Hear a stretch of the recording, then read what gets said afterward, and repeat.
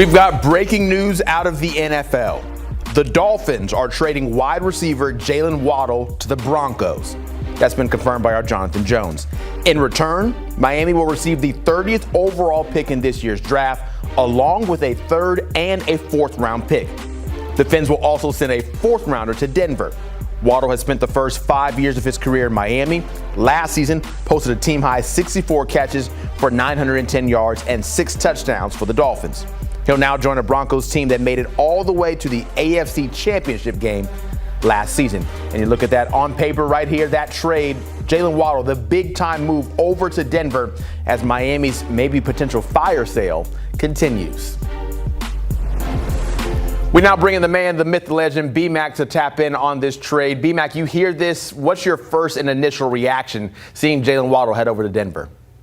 Well, this is a huge move for the Denver Broncos, Zach, because Jaylen Waddle is a playmaker. He's a game breaker. He's a player that, unfortunately, a year ago, the Broncos did not have in their offense. They had some really good wide receivers, but in terms of just the speed, the quickness, the ability to get behind coverage week in and week out, they were missing that element. Now you bring in a guy in Jaylen Waddle, one of the faster wide receivers in the National Football League. He's ultra quick as well, and he's shown the ability to be a splash-like player that intensifies the offensive pedigree for the Denver Broncos. So if you're Bo Nix, if you're Sean Payton, man, you're fired up. You're fired up. You have to be fired up because what we've seen from Bo Nix in 2 years of play, this guy has really developed nicely. But now he has an explosive playmaker to add to their offense to help him become more of an aggressor in throwing the football. This is a huge move for the Denver Broncos. So you see Courtland Sutton, Jaylen Waddle, Marvin Mims Jr.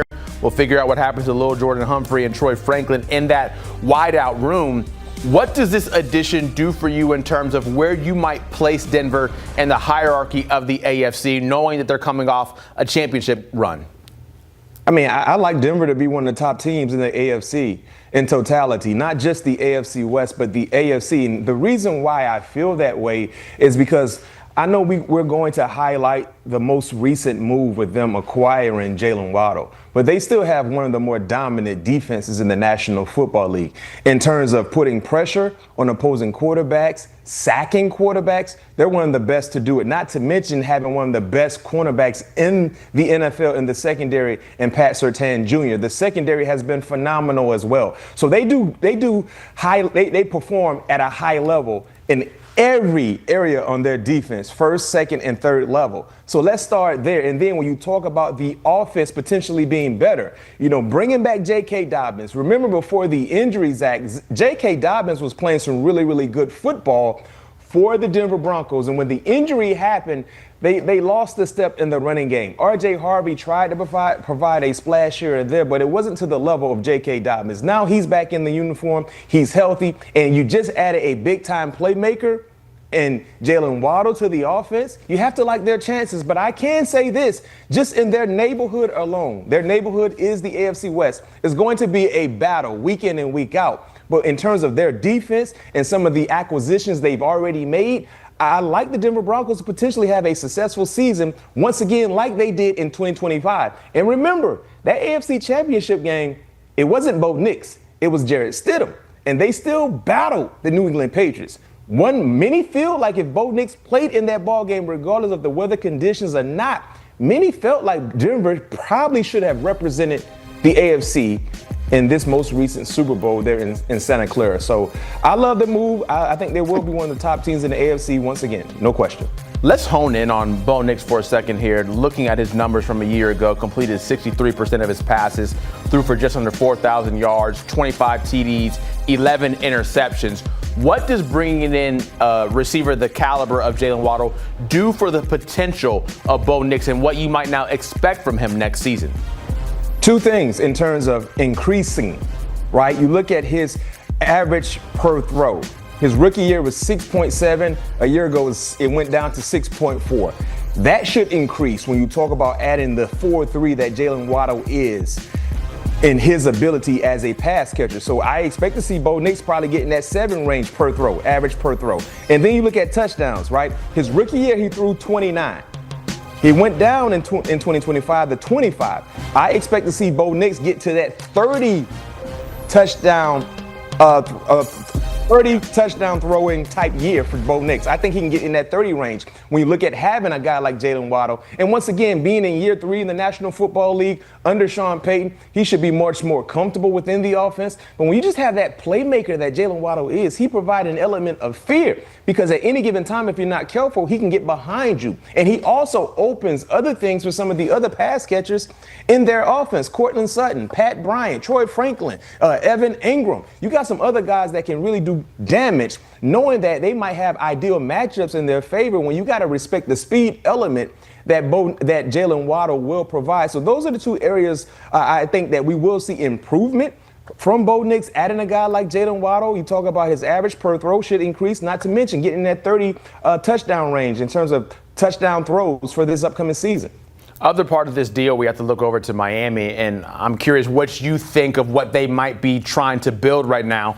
They currently have 2 first-round picks coming up here in April for the draft, and you take it a little further, they have 7 picks in the first 3 rounds.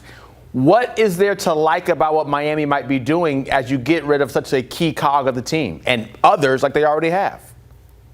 Well, I'll say right now for the here and now, Zach, if you're a Miami Dolphins fan, there's not a lot to like about this upcoming season.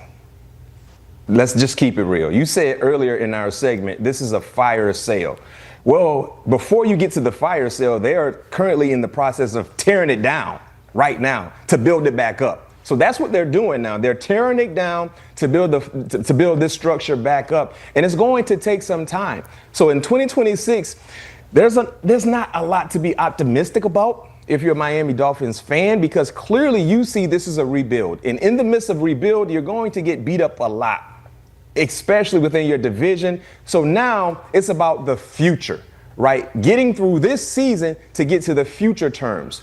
And with those draft picks, these could be building blocks, especially if you hit on the draft picks. That's the most important thing. Having the draft capital is one thing, but hitting on the draft capital is more important than having the draft capital, because we've seen organizations in years past have a multitude of first round and second round picks, and they have nothing to show for it. So that's the thing for Miami. This is a building process for them. They're trying to build the structure up, create a new regime, create a new culture under a new regime, and it's gonna take some time. So if you're Malik Willis, you got Tutu Atwell, you got Washington, you got some other guys you got to get used to throwing the football to, because some of the guys you thought would be in the building currently are not there, and you still got to find a way to get things done. Yeah, that's where I wanted to go next. If you are Malik Willis, it has to be difficult to walk into this situation where you're getting paid and you're brought in to likely be the starter, but you see all these guys around you leaving. How can you be excited for the future and be able to show off your skills given what you were able to do in Green Bay when you had pieces around you? Well, check your bank account. I think that'll put a smile on your face. Right. In all honesty, though, to your question, Zach, if you're Malik Willis, man, I really believe he came into agreement with the Miami Dolphins knowing that they would still try to entertain some serviceable pieces on the offense. I hope they communicated that to him. And if they didn't, this is just the life in the National Football League, right? He should be aware of this and understanding some things you can't control. You just got to go with the punches and try to make the best out of those situations. But if I'm Malik Willis, man, 2 things you got to do. You have to show the Dolphin organizations you can lead this offense, regardless of the win-loss outcome or not. You have to show this organization you can lead this offense. You also have to show this organization, even regardless of what might happen or what might not happen, you could be a significant building block for the future terms of this organization. Because if you don't win a lot of ball games, and if you're not playing the quarterback position the way they would like you to play the quarterback position, and you're not winning a lot of ball games, you know where the Miami Dolphins will be next year's draft? They will have a high pick in the first round.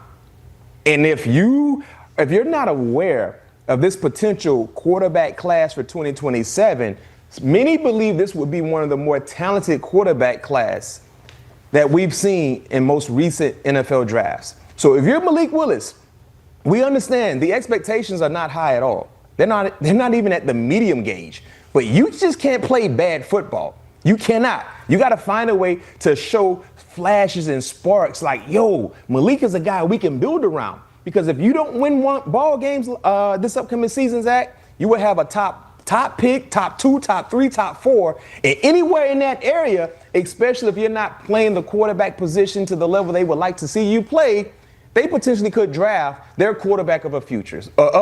So for Malik Willis, this is just how the chips fall. There's nothing you can do about it, but you gotta make the best out of this situation that you can for the team and for yourself to make sure you can stick around longer than 1 year with the Miami Dolphins. Yeah, Dolphins looking towards the future. Broncos focused on the here and now, which right now I need you to put on your professor hat, B-Mac, because I'm asking you to grade the trade on both sides. What do you give the Dolphins and what do you give the Broncos? For me, I give the Dolphins, I give the Broncos an A. I love it. I understand you gave up 3 picks, right? A first, a third, and a fourth. But the first is a 30th. And it seems like they were in the market for trying to go get a potential wide receiver in the first round. And seeing how it could be a run on wide receivers, you don't know exactly which receiver could have been there at the 30th pick. And then you got to also ask yourself this question. If we drafted a wide receiver at 30th, would they be who Jaylen Waddle currently is right now? Probably not. And I understand Jaylen Waddle just got a nice contract extension, over a year ago. But the market for the wide receiver position for him, I mean, that's a great deal for the Denver Broncos. And then instantly he's a playmaker. So I love that for the Denver Broncos because to your point, they're all in. And your quarterback is still in the midst of a rookie deal, year 3. This is where this is the time you make these calculated steps. So it's an A for me. And for the Miami Dolphins, I mean, you got an extra first rounder. You got a third and a fourth. I like the move for them. It's a B+ for me because they're just looking towards the future and getting the resources. And the reason why I say it's a B+ because time will tell exactly how they manifest these picks, right? They have the picks, but in terms of who they draft with these picks, I got to wait and see. But just having the draft capital is one thing. Remember what I said. You got to hit on the draft capital. So if they keep this 30th pick in this upcoming NFL draft and they go get a potential building block for the future, now I can probably improve my grade. But right now, I got to wait and see exactly how this new regime there in Miami attack this draft with the capital they currently just received with this Jaylen Waddle trade to Denver. Yeah, they now have the 11th overall, 30th overall, 11th in the second round, and then 4 picks in the third round. So certainly building blocks for sure to try for the Dolphins as Denver gets better with a better wide receiver. Thank you so much, B-Mac. Appreciate it as we continue the coverage with the trade of Jaylen Waddle heading over to the Broncos in exchange for a few picks headed the way of Miami. A big piece on offense going to Bo Nix as the Dolphins certainly look to be in rebuild mode.